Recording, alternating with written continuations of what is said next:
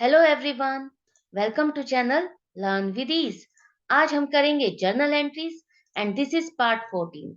आज के लेसन में हम जो भी बेसिक जर्नल एंट्रीज हमने सीखी हैं उसके बेस पर कुछ प्रैक्टिकल प्रॉब्लम्स को सॉल्व करेंगे। मैं फॉलो कर रही हूँ डीके गोयल क्लास 11 अकाउंट्स की बुक को, जिसके फर्स्ट टू प्रैक्टिकल प्रॉब्लम्स को हम सॉल्व करेंगे। ये है कुछ transactions Manohar Lal and sons की बुक्स की, जिसको आपको जर्नल एंट्रीज में कन्वर्ट करना है। फर्स्ट ट्रांजैक्शन है Manohar Lal and sons started business with cash 60,000। Manohar Lal and sons ने बिजनेस स्टार्ट किया है कैश में 60,000 रुपए से। तो यहाँ पर जो दो अकाउंट है, एक तो कैश जो कि बिजनेस में आ रहा है, दूसरा जब भी ओनर इन्वेस्टमेंट करता है या कैश बिजनेस में लेकर आता है तो हम उसके लिए जो टर्म यूज करते हैं उसे हम कहते हैं कैपिटल। तो दूसरा अकाउंट हो गया आपका कैपिटल। तो फर्स्ट अकाउंट है कैश अकाउंट डेबिट 60,000 क्योंकि कैश बिजनेस में आ रहा है, टू कैपिटल अकाउंट क्योंकि ओनर गिवर है, तो इसलिए हम टू कैपिटल अकाउंट 60,000 से करेंगे क्रेडिट। और आप नरेशन लिखोगे cash brought into the business by Manohar Lal and sons. Next transaction है परचेज्ड फर्नीचर फॉर कैश 10,000। आपने फर्नीचर परचेज किया है कैश में, तो फर्नीचर बिजनेस की एसेट है, वो बिजनेस में आ रही है, इसलिए फर्नीचर अकाउंट आपका डेबिट हो जाएगा 10,000 से। इसकी पेमेंट आपने कैश में कर दी है, कैश बिजनेस से जा रहा है, इसलिए टू कैश अकाउंट हो जाएगा आपका क्रेडिट 10,000 से। और नरेशन में आप लिखोगे फर्नीचर परचेज्ड इन कैश। अब नेक्स्ट ट्रांजेक्शन है परचेज्ड गुड्स फॉर कैश 25,000। आपने यहाँ पर स्टॉक खरीदा है कैश में 25,000 रुपए का। तो यहाँ पर दो अकाउंट जो इन्वॉल्व होंगे, एक तो परचेज, जब भी आप स्टॉक खरीदते हो उसके लिए हम क्या अकाउंट करते हैं, परचेज लिखते हैं। परचेजेस अकाउंट डेबिट होगा क्योंकि एक खर्चा है बिजनेस का 25,000 से, उसकी आपने पेमेंट भी कर दी है कैश में, तो बिजनेस से कैश जा रहा है, इसलिए टू कैश अकाउंट 25,000 आप करोगे और नरेशन में लिखोगे goods purchased in cash. Next है बॉट गुड्स फ्रॉम कमलेश 15,000। अब आपने सामान कमलेश से खरीदा है 15,000 रुपए का। यहाँ पर ये कैश है या क्रेडिट परचेज है? यस, ये हमारी क्रेडिट परचेज है क्योंकि हमने अभी यहाँ पर कैश में पेमेंट या कोई भी पेमेंट इसको नहीं की है, यहाँ पर कुछ मेंशन नहीं है। इसीलिए दो अकाउंट जो इन्वॉल्व होंगे, एक तो परचेज अकाउंट जो कि खर्चा है, इसलिए डेबिट करोगे 15,000 से। दूसरा आपका कमलेश अकाउंट जो कि गिवर है और अब आपके बिजनेस का वो डेट क्रेडिटर है, तो इसलिए आप उसको क्रेडिट करोगे टू कमलेश अकाउंट 15,000 और नरेशन में लिखोगे goods purchased from Kamlesh. Next transaction है पेड कैश टू कमलेश 15,000। आपने कमलेश को पेमेंट की है कैश में 15,000 रुपए की। तो यहाँ पर जो दो अकाउंट इन्वॉल्व हो रहे हैं, एक तो कैश और दूसरा कमलेश। रिसीवर है कौन? कमलेश। कमलेश को पेमेंट रिसीव हो रही है, तो रिसीवर को हम डेबिट करते हैं। कमलेश अकाउंट डेबिट 15,000 से होगा और हमने पेमेंट की है, कैश जा रहा है बिजनेस से, इसलिए कैश को हम क्रेडिट करेंगे 15,000 से और नरेशन में लिख दोगे कैश पेड टू कमलेश।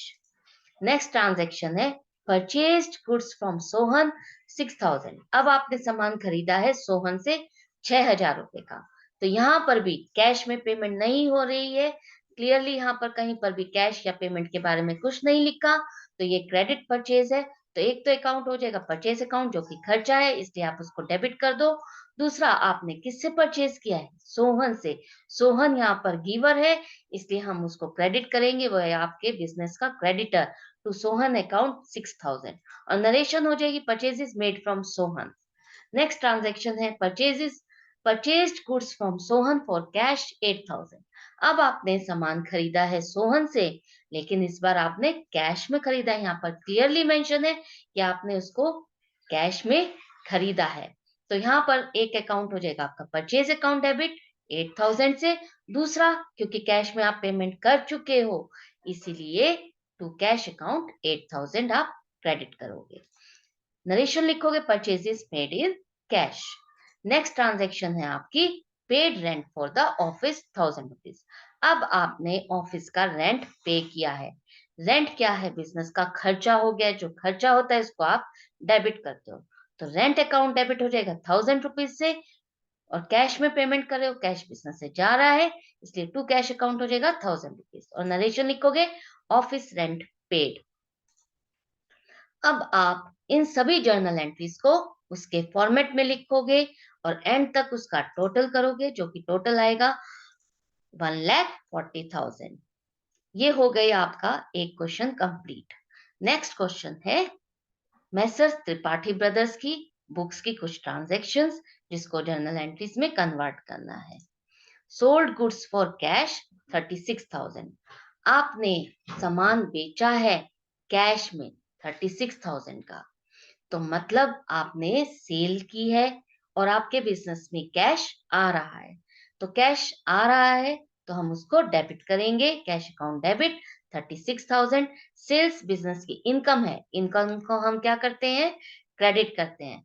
तो इसीलिए टू सेल्स अकाउंट 36,000 से क्रेडिट करोगे और नरेशन लिखोगे कैश सेल्स।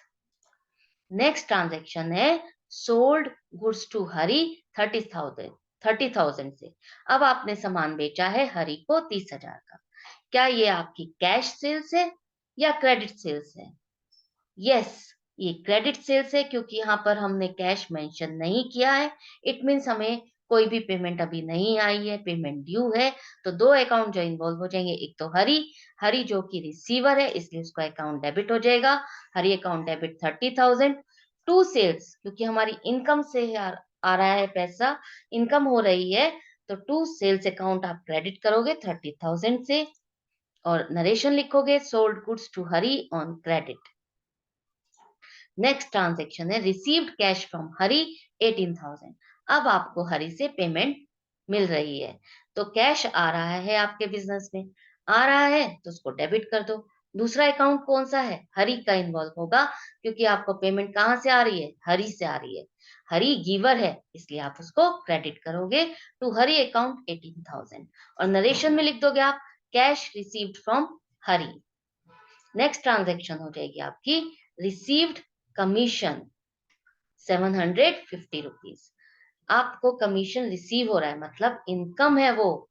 तो इनकम जब भी होती है उसको हम क्रेडिट करते हैं। रिसीव कर चुके हो मतलब आपको इसकी पेमेंट मिल चुकी है।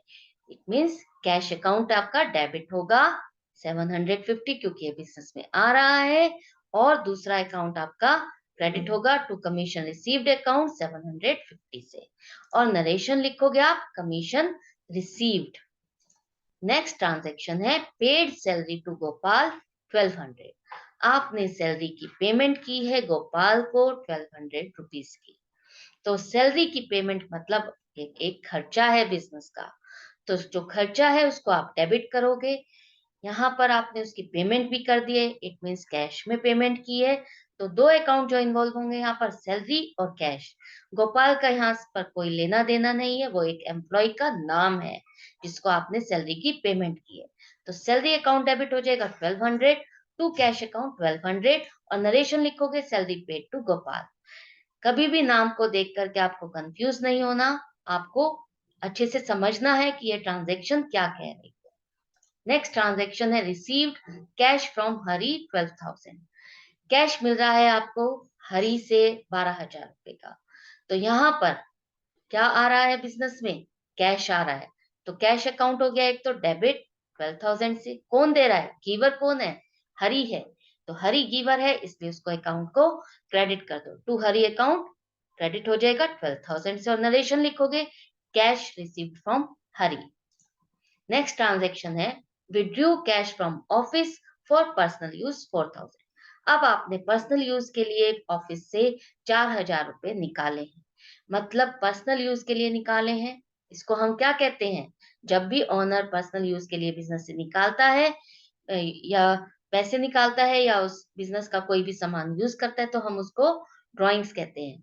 तो ड्राइंग्स पर्सनल अकाउंट का पार्ट है, ओनर से रिलेटेड है, वो रिसीवर है, इसलिए हम ड्राइंग्स अकाउंट को डेबिट करेंगे 4,000 से टू कैश, क्योंकि बिजनेस से जा रहा है कैश, इसलिए कैश अकाउंट आपका क्रेडिट होगा 4,000 से और नरेशन लिखोगे आप cash withdrew for personal use.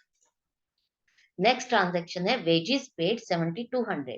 अब आपने यहाँ पर वेजेस की पेमेंट की है 7,200। वेजेस क्या है, सिंपली खर्चा है, खर्चे को हम डेबिट करते हैं तो इसलिए वेजेस अकाउंट डेबिट हो जाएगा 7200, जिसकी आपने पेमेंट कर दी है, पेड लिखा है, तो इट मीन्स यहाँ पर टू कैश अकाउंट 7200 से आप क्रेडिट करोगे, बिजनेस से कैश जा रहा है, तो और नरेशन हो जाएगी वेजेस पेड। नेक्स्ट ट्रांजैक्शन है बॉट मशीनरी फॉर कैश 8000। आपने मशीनरी की परचेज की है, मशीनरी परचेज की है कैश में 8000 रुपीज, मतलब मशीनरी आपके बिजनेस की एसेट है जो कि बिजनेस में आ रही है, इसलिए मशीनरी अकाउंट डेबिट हो जाएगा 8000 से, जिसकी पेमेंट आपने कर दी है कैश में, तो कैश जा रहा है, इसलिए टू कैश अकाउंट 8000 से क्रेडिट हो जाएगा। और नरेशन आप लिख दोगे मशीनरी परचेज्ड इन कैश। अब ये क्वेश्चन भी कंप्लीट हुआ, आपका ट्रांजैक्शंस जर्नल एंट्री में हमने कन्वर्ट कर दिया, लेकिन आपको इसे इस फॉर्मेट में लिखना है, एंड तक उसका टोटल करना है। जो टोटल आया है वो है 1,17,150। टोटल दोनों साइड का इक्वल होना चाहिए, डेबिट का और क्रेडिट का। अगर आपका इक्वल नहीं है, इट मीन्स आपने कहीं ना कहीं मिस्टेक की है, उसको दोबारा से फाइंड करो, दोबारा से करो। कहीं पर कंफ्यूजन है किसी ट्रांजैक्शन में, तो आप मुझे कमेंट बॉक्स में लिखकर पूछ भी सकते हो। अब है बारी question of the day, journal entries part 13 के क्वेश्चन की, जिसका जवाब आपको मुझे कमेंट बॉक्स में देना था। क्वेश्चन था advertisement account debit 6600 to sales account 6600, goods distributed as free samples. इस जर्नल एंट्री में क्या रॉन्ग है, आपको मुझे कमेंट बॉक्स में ये लिखकर बताना था। तो यहाँ पर सेल्स क्रेडिट नहीं होगा, परचेजेस अकाउंट क्रेडिट होता है, क्योंकि जब भी हम फ्री सैंपल्स डिस्ट्रीब्यूट करते हैं एडवर्टाइजमेंट के लिए, तो वहां पर हम सेल्स नहीं कर रहे हैं, हम अपने स्टॉक को ही डिस्ट्रीब्यूट कर रहे हैं, उसकी कॉस्ट को ही आप रिवर्स करोगे, उतना स्टॉक आपका लेस हो रहा है, उसको रिवर्स करने के लिए आपको परचेज अकाउंट को ही क्रेडिट करना होगा। सेल्स अकाउंट को अगर आप करते हो तो आप एक नॉशनल प्रॉफिट बुक करते हो, जो कि आपके बुक्स के लिए रॉन्ग पिक्चर शो करेगा। तो अब आपको क्वेश्चन ऑफ द डे है, इसका जवाब कमेंट बॉक्स में देना है। Electricity expenses account debit 1600 to blank 1600, electricity expenses are due. इस एंट्री को आपको कंप्लीट करना है, मतलब कौन सा अकाउंट यहाँ पर क्रेडिट होगा आपको मुझे बताना है कमेंट बॉक्स में लिख करके, और मैं आपको इसका आंसर दूंगी नेक्स्ट वीडियो में। तो wait till the next video. I hope आज का लेसन बहुत अच्छा भी लगा है और आपको समझ में भी आया है। तो जाने से पहले चैनल को सब्सक्राइब कर दो, लाइक करो और शेयर करो चैनल को। बेल आइकन को प्रेस कर दो ताकि आपको मेरी वीडियोस की नोटिफिकेशंस मिलती रहें। अब नेक्स्ट वीडियो में मिलते हैं। Till then good bye, take care.